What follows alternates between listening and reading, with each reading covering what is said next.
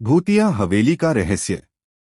गांव के बाहर एक पुरानी हवेली खड़ी थी, जिसके बारे में लोगों का कहना था कि वहां आत्माएं बसती हैं। कोई भी उस हवेली के पास जाने की हिम्मत नहीं करता था। कई साल पहले उस हवेली में एक अमीर जमींदार अपनी बेटी रुखसार के साथ रहता था।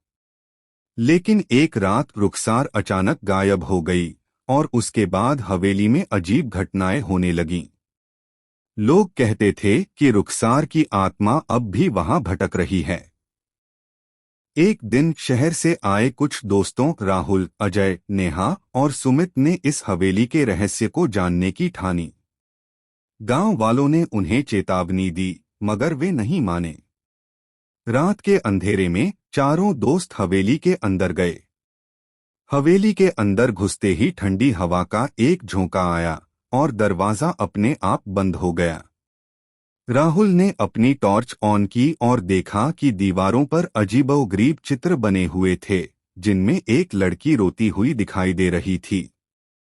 तभी अचानक नेहा की चीख सुनाई दी। जब बाकी दोस्त उसकी ओर भागे तो देखा कि उसके कंधे पर किसी के हाथ के निशान थे, लेकिन वहां कोई नहीं। अजय ने डरते डरते कहा, हमें यहाँ से निकलना चाहिए, लेकिन जैसे ही वे मुड़े, सीढ़ियों से सफेद साड़ी पहने एक लड़की उतरती दिखाई दी।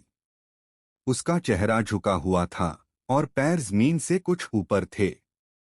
उसकी धीमी धीमी कराहने की आवाज पूरे माहौल को और भी डरावना बना रही थी।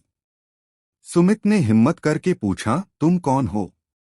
लड़की ने सिर उठाया, उसकी आंखों से खून की धारा बह रही थी।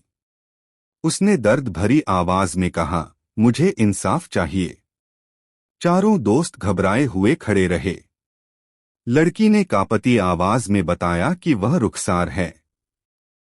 उसे हवेली के नौकर ने मारकर यहीं दफना दिया था, क्योंकि उसने उसके प्यार को ठुकरा दिया था।